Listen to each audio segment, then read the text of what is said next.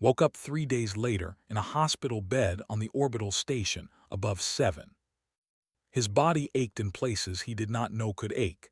His hands were wrapped in bandages. His lungs felt like they had been scrubbed with sandpaper. But he was alive. Somehow, impossibly, he was alive. The first thing he saw when he opened his eyes was the great alien was sitting beside his bed, watching him with those amber eyes. It looked different now, cleaner. Its wounds had been treated, its fur had been groomed, but the expression on its face was the same one remembered from the cave, fierce, protective, grateful. "You have been sleeping for a long time," human said. "The doctors were worried. I was worried." Tried to sit up. Pain shot through his chest and he fell back against the pillows. "The eggs," he said.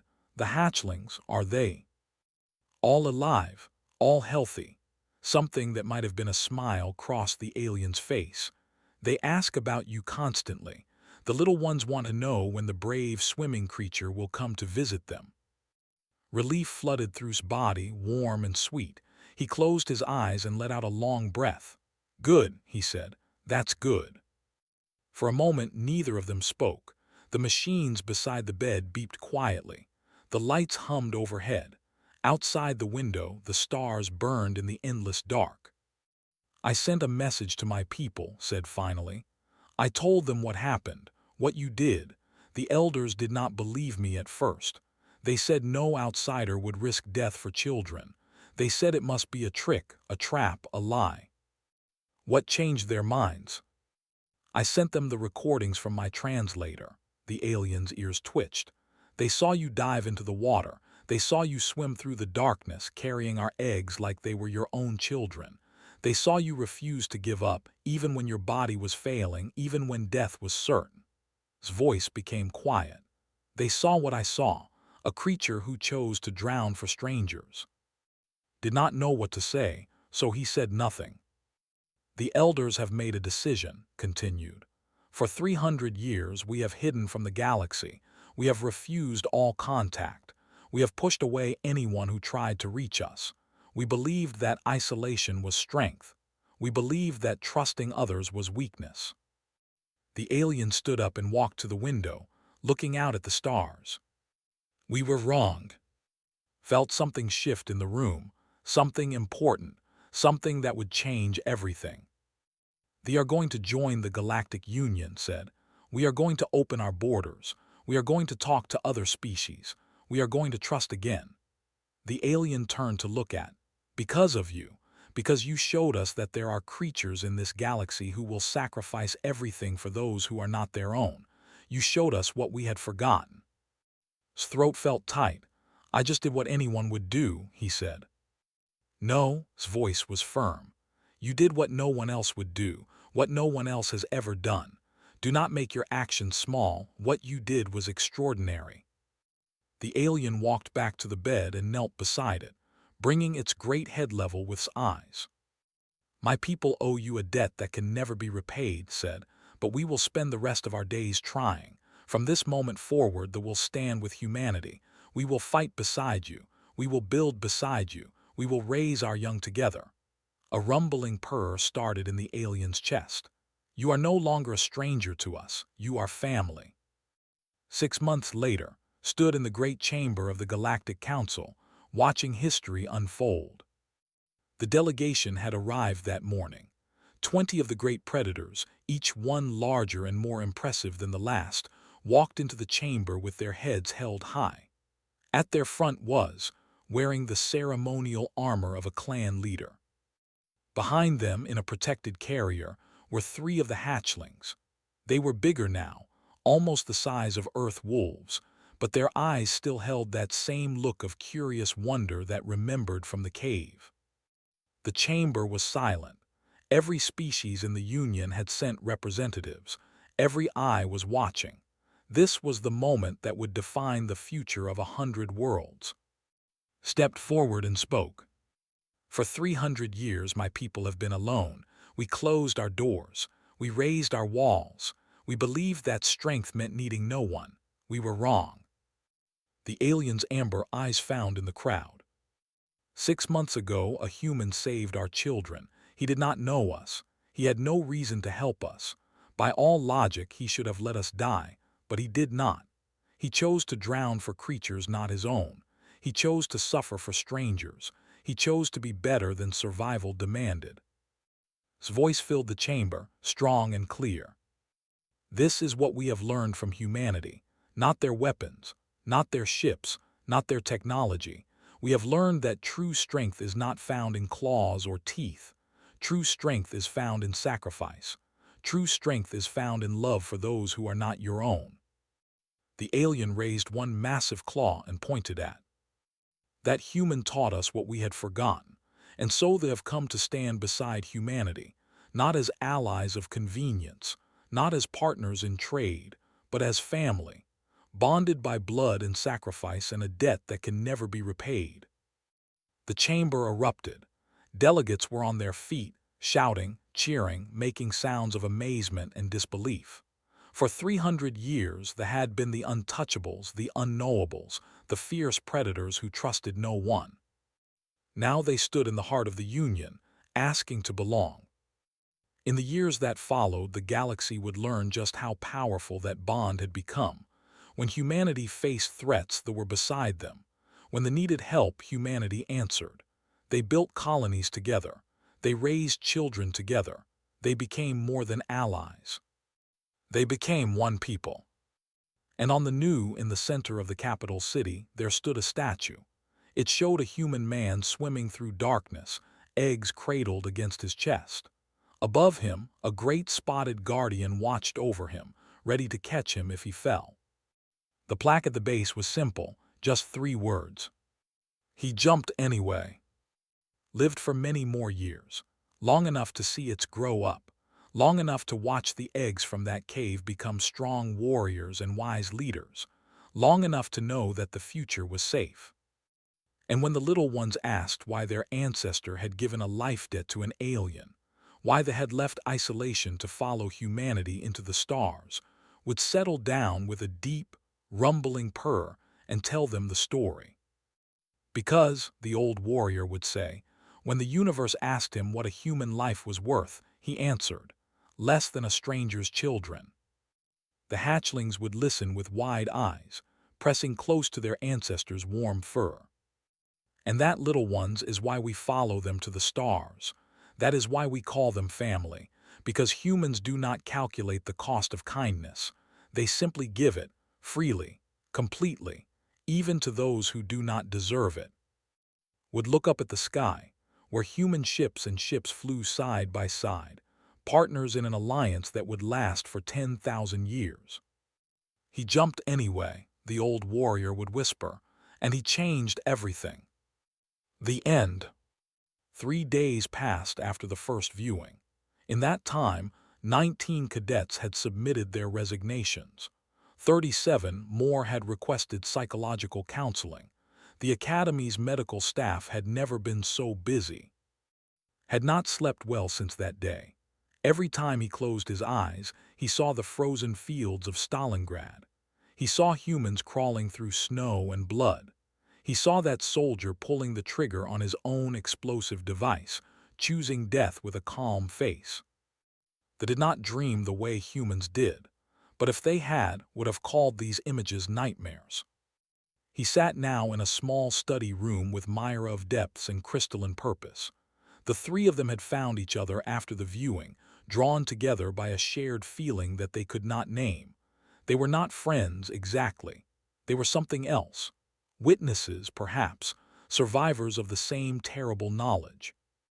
I have been researching, Crystalline Purpose said. This voice was like glass chimes in wind. The footage we saw was selected carefully. Instructor chose specific battles to show us. Selected? Myra of Depths asked, her silver body coiled inside her water suit. What do you mean? I mean that what we saw was not the worst of it. The instructor showed us battles that humans consider significant, historical, important. The light inside Crystalline Purpose pulsed slowly. But human history contains much more, much worse. Felt his wings press tight against his back. How can there be worse? Crystal and Purpose moved toward a data terminal in the corner of the room. Crystal fingers touched the controls. Images appeared on the small screen. The humans have a concept they call total war, they explained. It means that everyone becomes a target, not just soldiers, everyone, women, children, the old, the sick, cities full of people who have never held a weapon. The screen showed a city burning. Did not know it, but he was looking at Dresden. Thousands of fires merged into one great fire that consumed everything. People ran through streets that had become ovens. They died in their homes. They died in shelters meant to protect them. The fire was so hot that it created its own wind, pulling more oxygen into itself, growing stronger as it killed. The humans did this to each other, Crystal and Purpose said. Not once, many times. They developed weapons specifically designed to burn cities. They calculated how to create fires that could not be stopped. Myra of Depths made a sound of distress. In her water suit, bubbles rose rapidly around her body. Why? What purpose does killing civilians serve? They are not threats. They are not combatants. The humans have a word for it. They call it breaking the will to fight. They believed that if they caused enough suffering, their enemies would surrender. Did it work? Asked quietly. Sometimes. Sometimes it made their enemies fight harder. The humans never seemed to agree on which result was more likely. The screen changed again. Now it showed a cloud rising into the sky. It was shaped like a mushroom, tall and terrible and somehow beautiful in its destruction. Had never seen anything like it. This is called a nuclear weapon, Crystal and Purpose explained. The humans discovered how to split atoms and release the energy inside them. They used this knowledge to build bombs that could destroy entire cities in a single moment. They used 2 of these weapons in a war. Hundreds of thousands of humans died instantly. Many more died slowly, poisoned by invisible energy that destroyed their bodies from within. The room was silent. Tried to imagine a weapon that could kill hundreds of thousands of people at once. He could not. His mind refused to hold such a number. After they used these weapons, Crystal and Purpose continued, the humans built more, many more. At one point in their history, they had enough nuclear weapons to destroy their entire planet several times over. They pointed these weapons at each other and waited. For decades, they lived with the knowledge that at any moment, everything they had ever built could be turned to ash. That is insane, Myra of Depth said. That is completely insane. No rational species would do such a thing. And yet they survived, said slowly. He was thinking now, trying to understand. They built these weapons, they lived under their shadow, and they did not use them again. Why? Crystal and Purpose's light patterns shifted. This was the equivalent of uncertainty. The humans themselves do not seem to know. Some say it was fear, some say it was wisdom, some say it was simply luck. Stood up and walked to the data terminal. His 4 hands moved across the controls, searching through the human archives that had been made available to the Academy. He found something and stopped. Look at this, he said. The screen showed humans again, but these were not fighting. They were building. After the Great War that had included the nuclear weapons, the humans had rebuilt the cities they had destroyed. They had sent food and money to the same enemies they had been trying to burn alive just years before. They call this the Marshall Plan, said, reading the information.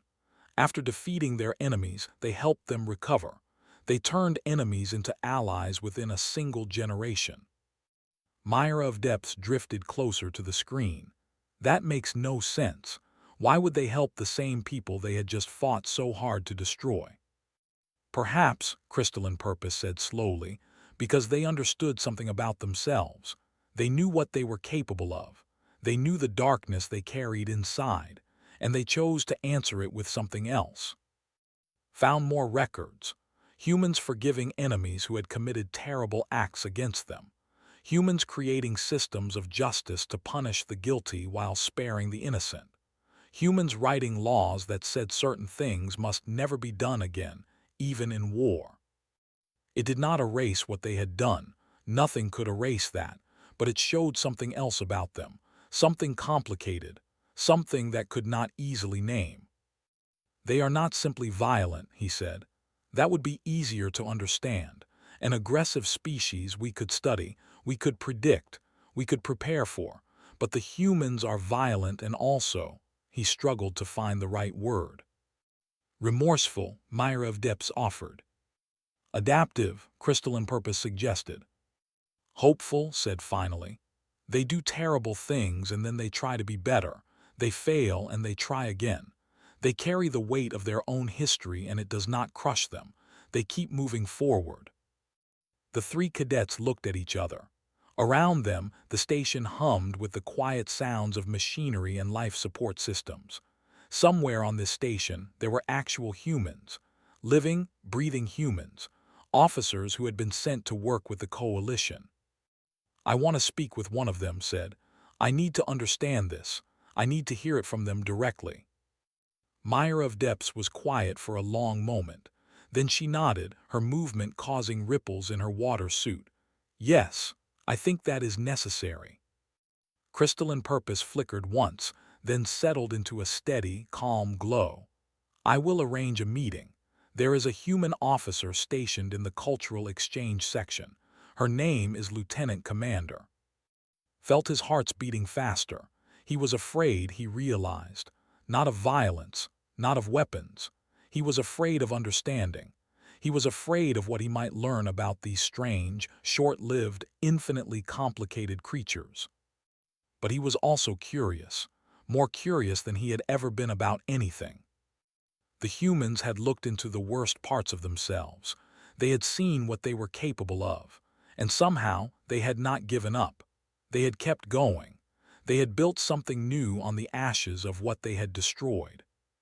If he could understand how they did that, thought, he might understand something important, something that the textbooks and simulations could never teach him. He might understand what it truly meant to fight, and what it truly meant to survive. The meeting was arranged for the next day. Did not sleep that night either. But this time, it was not because of nightmares. It was because he could not stop wondering what the human would say. What wisdom could a species find in so much suffering? What strength could grow from so much weakness? He would find out soon. Lieutenant Commander Sarah was not what it expected. He had imagined someone large, someone powerful, someone who carried the weight of human violence in their body like a weapon waiting to be used. Instead, he found a small woman sitting alone in a room meant for cultural exchange meetings.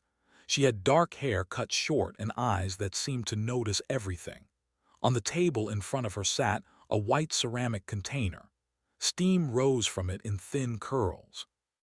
"Please sit down," she said. Her voice was calm and warm. "I understand you have questions." Entered the room first. His 4 arms hung at his sides, and his wings stayed pressed tight against his back. Behind him came Myra of Depths in her water suit and Crystalline Purpose moving in the careful way of the. They arranged themselves in chairs designed for multiple species. None of them spoke at first. Took a drink from her ceramic container. "Coffee," she explained, noticing his look. "It is a drink made from plants on our world. It helps us stay awake and alert. Humans need a lot of help staying awake. We spend about 1/3 of our lives unconscious." "Sleeping," Myra of Depth said. "Yes, we have read about this. Your species requires regular periods of unconsciousness to function." "It sounds like a weakness when you say it that way," smiled. It changed her whole face. The expression was strange too, but he recognized it as friendly. "But yes, we are fragile in many ways, short lives, soft bodies. We need to eat constantly and sleep regularly. We cannot survive in vacuum or extreme temperatures without protection. By galactic standards, we are not impressive creatures." "And yet," Crystalline Purpose said, "your species has survived and expanded, despite everything you have done to each other." Smile faded. She set down her coffee and looked at each of them in turn. Her eyes were harder now, not angry but serious. "You watched the footage," she said. "It was not a question." "Yes," said. We saw Stalingrad, we saw the nuclear weapons. We researched more on our own, we saw everything. Not everything. No one can see everything. But enough, I think. Enough to understand why so many of your fellow cadets have resigned. We almost resigned too, Meyer of Depths admitted. I still think about it sometimes. What I saw in those records. My people have never done anything like that. We have no concept for it. No word in our language that captures what humans do to each other. Nodded slowly. I know most species in the coalition have no frame of reference for human warfare. You evolved differently. You found other ways to solve your conflicts. Cooperation, negotiation, simply having enough space that you never needed to fight. She paused. Humans did not have those options. Our world was small. Our resources were limited. And we were very, very good at being afraid of each other. But why? Asked. The question had been burning inside him since the first day. Why did you fight so hard? Why did you create weapons that could destroy your entire planet? What were you so afraid of? Was quiet for a long moment. She stared into her coffee as if looking for answers there. Each other, she said finally. We were afraid of each other. Humans are social creatures. We form groups, families, tribes, nations. We love the people in our group more than we love ourselves. We would die for them. We would kill for them. She looked up. That love is the most powerful thing about us, and it is also the most dangerous. I do not understand, Crystalline Purpose said. How can love lead to such destruction? Because when you love your group, you fear the other groups, the people who are different, the people who might threaten what you love, and that fear becomes hate, and that hate becomes violence, and that violence becomes war. His voice was steady but could see something in her eyes, pain perhaps, or regret. We did not fight because we were evil. We fought because we loved too much and too narrowly. We could not see that the people on the other side were just like us. They had families too. They had children too. They were afraid too. She pulled up a display on the table between them. An image appeared, recognized it immediately. It was the planet Earth seen from space, blue and white and green, beautiful, small. This picture was taken a long time ago, said. A human spacecraft was leaving our solar system. Before it went too far, we turned its camera around and took one last picture of home. Do you see that little dot there? The tiny speck of light. Looked, he could barely see it. A point of light smaller than a grain of sand. That is Earth. Everything we ever fought over, every war, every death, every burned city and broken body, all of it happened on that tiny dot. We killed millions and millions of our own kind over pieces of that speck of dust. His voice grew softer. When we saw that picture, something changed in us. Not all of us, not right away, but enough of us. We started to understand how small we were, how fragile our world was, how stupid our wars had been. And that is why you stopped, Meyer of Depths asked. That is why you joined the coalition instead of trying to conquer it. Laughed, it was a short, sad sound. We did not stop being what we are. Humans cannot change our nature so easily. We still have the capacity for terrible violence. We still fear what is different. We still love our groups more than we love the whole. She met eyes directly. But we learned something. We learned that we had a choice. We could let our fear control us, or we could choose something else. What did you choose? Asked. Hope, said simply. We chose to hope that we could be better. We chose to believe that the future did not have to be like the past. We were not always right. We failed many times. We still fail. But we keep choosing. Every day we wake up and choose again. Thought about this. His people had never needed to make such a choice. They had spread across the stars without great conflicts. They had found enough space, enough resources, enough peace. They had never looked into the darkness the way humans had. When you fight now, asked slowly, when you fight for the coalition, what do you fight for? Smiled again. This time the expression was different, fiercer, prouder. The same thing we always fought for when we got it right, she said. The people beside us, the ones who cannot protect themselves, the hope that what comes after will be better than what came before. She leaned forward. I am not proud of human history. No human should be, but I am proud of what we are trying to become. We have seen the worst of ourselves. We know what we are capable of, and we choose every day to be something better." The room fell silent. Could hear the soft hum of Myra's water circulation system. He could see the lights shifting slowly inside Crystalline Purpose's body.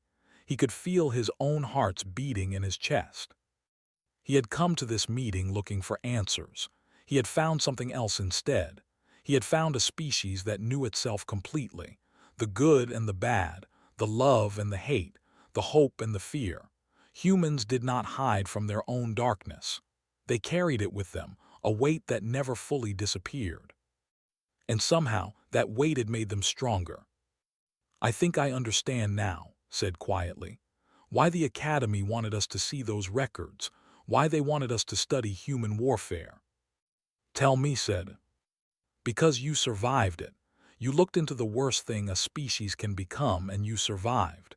You found a way through, and if we ever face that darkness ourselves," paused, "we will need to know how you did it." Nodded. "The galaxy is not always going to be peaceful. Threats will come, choices will have to be made. And when that happens, you will need allies who understand what it means to fight. Really fight. Not the small skirmishes your species have known. Real war, total war. The kind that breaks everything and everyone." She stood up from her chair. She was so small, thought, so fragile. And yet she carried herself like someone who had faced the end of everything and refused to look away. "We humans are not proud of what we were," she said, "but we are determined to show you what we can become. When the darkness comes, we will be beside you, and we will not stop fighting until the light comes back." Stood as well. He extended one of his 4 hands in the human gesture he had studied. Took it. Her grip was warm and surprisingly strong. "Thank you," said, "for helping me understand." "Thank you for not giving up on us," replied. "Most species do when they see what we have done. They decide we are monsters and they walk away. You stayed, you asked questions, you tried to understand." She squeezed his hand once before releasing it. "That gives me hope too." The 3 cadets left the meeting room together. None of them spoke as they walked through the corridors of Prime. They did not need to. They were all thinking the same thing. They had come to the Academy to learn about war. They had expected tactics and strategy, ships and weapons. Instead, they had learned something far more important. They had learned about hope, and they had learned about the terrible price that hope sometimes demanded. The resignation forms were still in quarters. He went there now and deleted them from his personal terminal. He was not leaving. None of them were. There was too much left to learn. 6 months passed on Prime. The cadets who had stayed learned many things during that time. They learned how to fly ships in formation. They learned how to communicate across species barriers in the heat of combat. They learned tactics and strategy from a dozen different military traditions, each one shaped by the unique history of its people. But nothing they learned changed them as much as that first week had. Was different now. He moved through the corridors of the Academy with a new kind of awareness. He looked at his fellow cadets and wondered about their histories. He thought about the wars they had never fought, the weapons they had never built, the darkness they had never faced. He wondered if they understood how lucky they were. He also thought about the humans. There were 4 human officers stationed at the Academy. Lieutenant Commander was the highest ranking among them. The others were younger, lower in rank, sent to learn as much as to teach. Had gotten to know 2 of them over the months. Torres was a quiet man with steady hands. He worked in engineering and could fix anything. He rarely spoke unless he had something important to say. When he did speak, everyone listened. Was the opposite. She was loud and laughed too much. She flew fighters with a recklessness that terrified her instructors and a skill that amazed them. She told terrible jokes that made no sense to other species and seemed offended when no one laughed. Liked them both. He liked the way they moved through the station as if they belonged there, despite being newcomers. He liked the way they treated the alien cadets as equals, never looking down on them for their lack of combat experience. He liked the way they looked at the galaxy with wonder instead of fear. But he also saw something else in them, something underneath the smiles and the jokes and the steady competence. He saw the weight they carried, the knowledge of what their species had done and what their species could do. It was always there, just below the surface. One evening, found Tors alone in an observation deck. The human was staring out at the stars, his hands wrapped around a container of coffee. His face was thoughtful and sad. "May I join you?" asked. Tors nodded without looking away from the window. "Sure, plenty of stars for everyone." Settled into a chair beside him. For a while, they sat in comfortable silence. The stars outside were countless and ancient. Some of them had been shining before either of their species had existed. "Can I ask you something?" said finally. "You can ask, might not answer. How do you do it? How do you wake up every day and function, knowing what your people have done?" Tors was quiet for a long time. When he spoke, his voice was low and careful. "You mean the wars, the bombs, the genocide?" "Yes." Tors took a long drink of his coffee. "I think about it every day, every single day. When I was a child, I learned about the Holocaust. Millions of people killed because of their religion, entire families erased, children my age murdered for nothing." He paused. "I could not sleep for weeks after I learned that. I kept thinking, how could anyone do such a thing? How could humans do such a thing?" "Did you find an answer?" "Eventually, the answer was that anyone could do it. Given the right circumstances, the right fear, the right propaganda, anyone, including me." Tors turned to look at. His eyes were dark and serious. "That is the hardest lesson humans ever learn. We are not special. We are not protected from evil by some magic quality of our souls. We are all capable of terrible things, every single one of us." Felt cold, his wings pressed against his back. "That sounds like despair." "It could be, for some people it is." Tors shook his head slowly. "But for me it is the opposite. If anyone can become a monster, then anyone can choose not to be. Every day I wake up I make that choice. I choose to be kind instead of cruel. I choose to help instead of harm. I choose to see the person in front of me as a person, not as an enemy." He smiled slightly. "It is exhausting, but it is also the only thing that matters." "The only thing." Think about it. All the technology we have built, all the ships and stations and weapons, none of it means anything if we use it to destroy each other. The only thing that actually matters is the choice we make every day, to be better than we were yesterday, to leave the universe a little less broken than we found it. Thought about this. It was strange to hear such words from a human, a species that had built weapons capable of ending all life on their planet, a species that had used those weapons on each other. And yet Tors spoke about kindness as if it were the most powerful force in the universe. "Do you believe your species can change?" asked. "Truly change, or will you always carry this capacity for violence?" Tors laughed softly. It was not a happy sound. "We will always carry it. That is the truth no one wants to hear. Humans will never be peaceful like the, we will never be logical like the, we will always have that darkness inside us waiting." He finished his coffee and set the empty container aside. "But that does not mean we are doomed.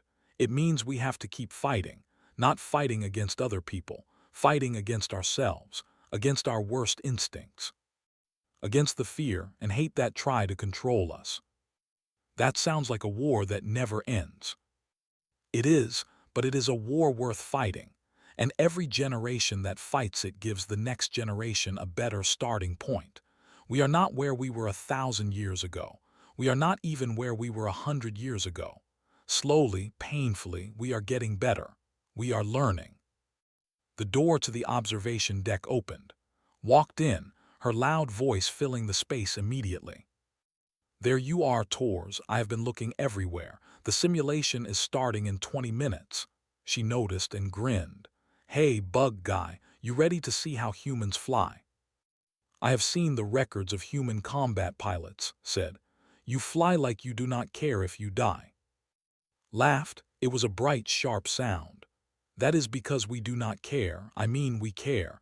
We do not want to die. But when there is something worth fighting for, death stops being the worst thing that can happen. Losing the people we are trying to protect, that is the worst thing. Dying to save them, that is an honor. Even if you fail, especially if we fail, the expression grew more serious. The humans who failed are the ones we remember most, the ones who gave everything and lost anyway. They remind us that the fight matters even when you cannot win, because someone has to try, someone has to stand up and say, "This is wrong and I will not let it happen even if it kills me." Looked between the two humans. They were so different from each other. Tor's was quiet and thoughtful, was loud and fierce. But underneath they were the same. They carried the same weight. They made the same choice every day. The simulation said, "What is the scenario?" Refugee convoy under attack said, "Pirates outnumber us 3-1. Standard doctrine says sacrifice the slow ships and preserve military assets." She smiled, and this time the expression showed her teeth. "But we are not going to follow standard doctrine." "What are you going to do?" "Save everyone," turned toward the door. "Or die trying. Come on, you can fly on my wing." Followed her out of the observation deck.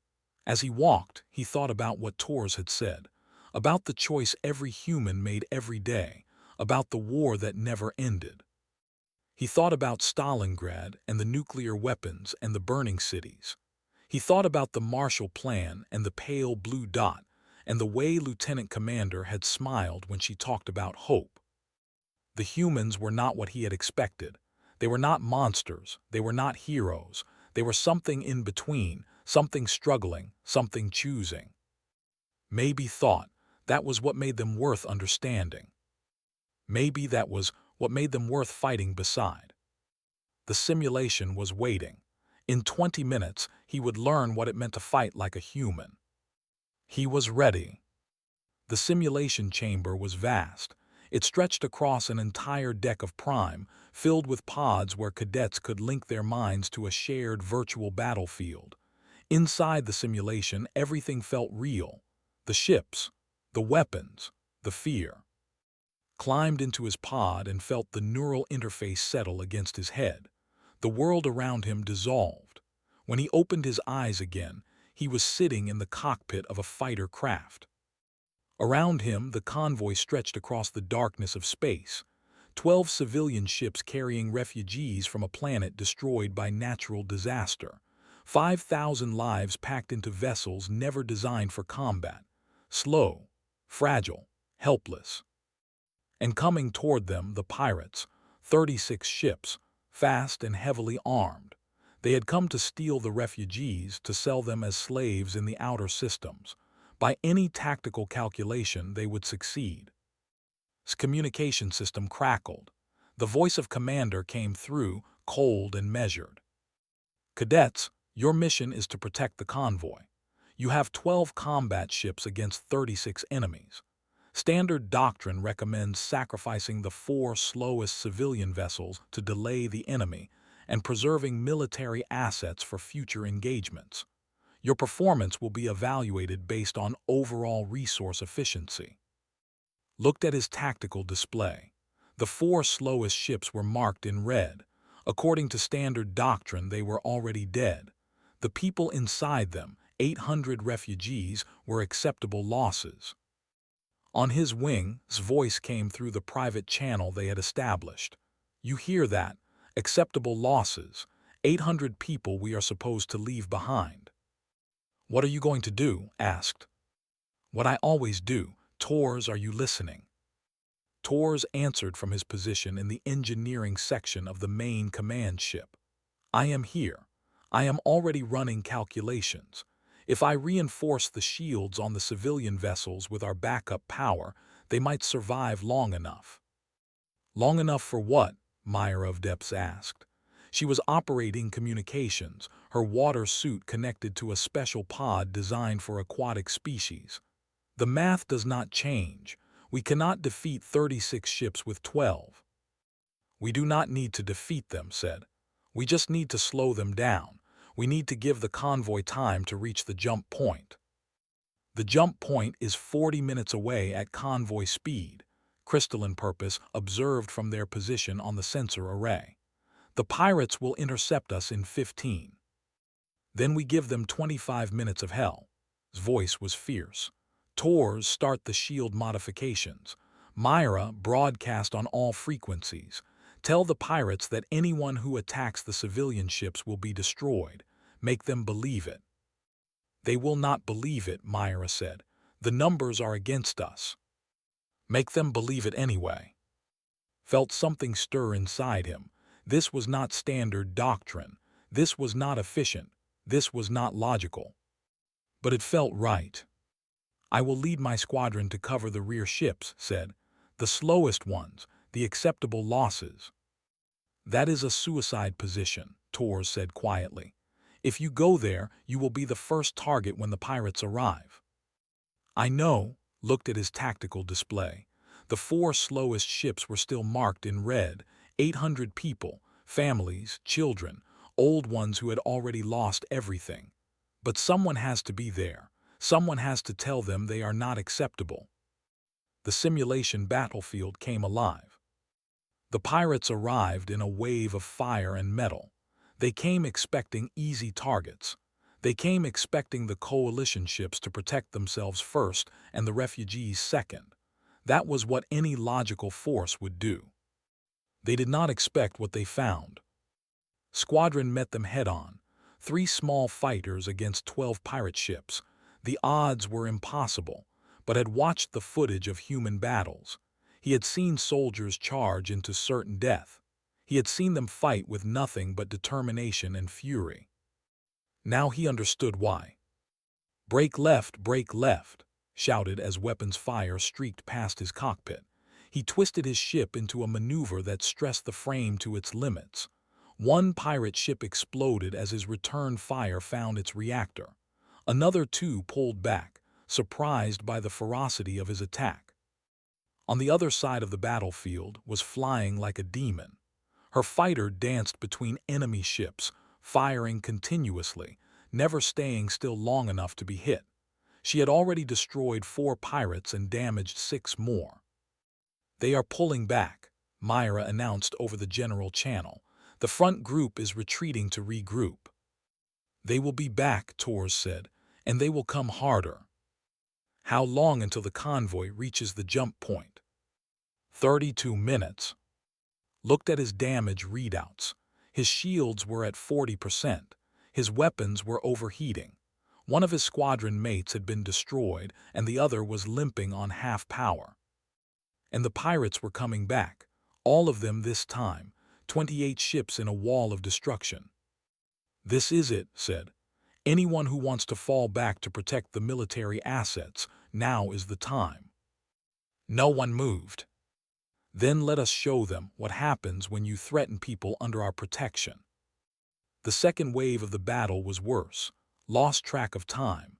He lost track of everything except the next target, the next maneuver, the next moment of survival. His ship was burning. Warning lights flashed on every panel, but he did not retreat. Around him, the other cadets were fighting the same way. Who had never known war were throwing their ships into the path of enemy fire. Who calculated everything were making illogical, impossible moves that somehow worked. Who had no tradition of sacrifice were dying to protect strangers. They had learned something from the humans, not tactics, not strategy. They had learned that some things were worth dying for. "Jump point in 5 minutes, Myra shouted. "The convoy is almost there." Looked at his display. The 4 slowest ships, the acceptable losses, were still intact, damaged but intact. The refugees inside them would live. But the price had been high. 7 of their 12 combat ships were destroyed. His own ship was failing. Was the only pilot still at full combat effectiveness, and even she was running low on ammunition.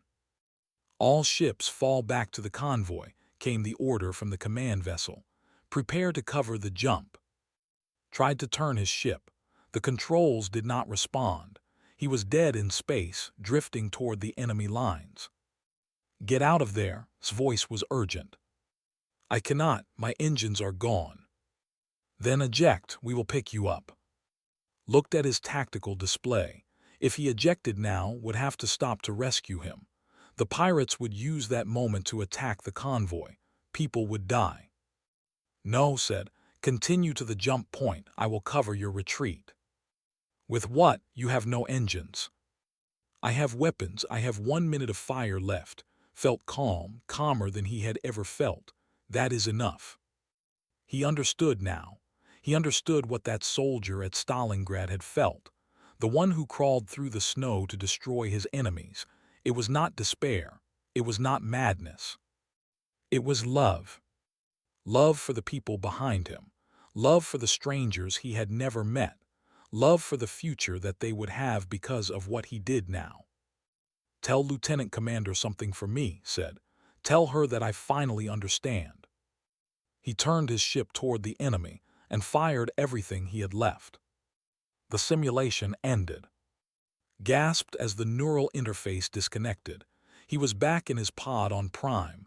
His body was shaking. His hearts were pounding. For a moment he could not remember what was real. The pod opened. Outside, Director was waiting. The massive silicon base looked down at with eyes that had seen 6 centuries of students come and go. For a long moment, neither of them spoke. "You died in the simulation," said finally. "You sacrificed your ship to delay the enemy by 43 seconds. "Yes, sir." "That is not standard doctrine. Standard doctrine would have preserved your military asset for future engagements." "Yes, sir." Was silent for another long moment. Then something shifted in the director's crystalline face. It might have been a smile. Convoy survival rate was 94%.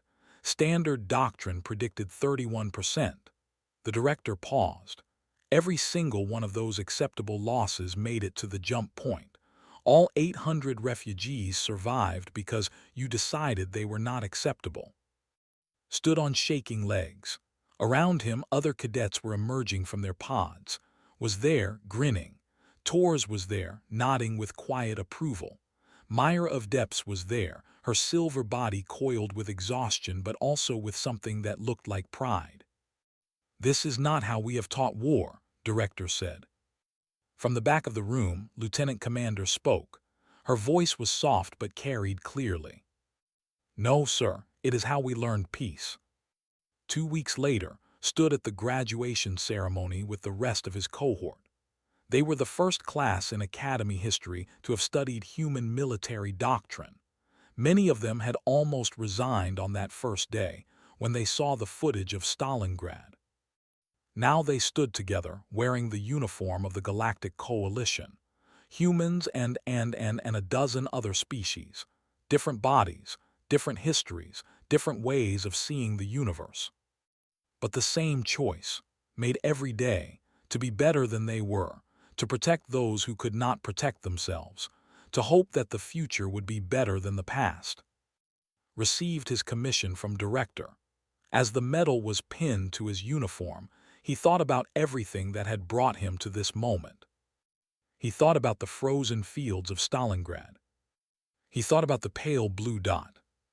He thought about Lieutenant Commander and her coffee and her smile. The humans were terrifying. He still believed that. They carried a darkness inside them that most species could not imagine. They had walked through hell and carried its ashes in their souls. But they had also carried something else, something that burned brighter than the darkness. Hope. And now so did he. The ceremony ended. The new officers dispersed to their assignments across the galaxy.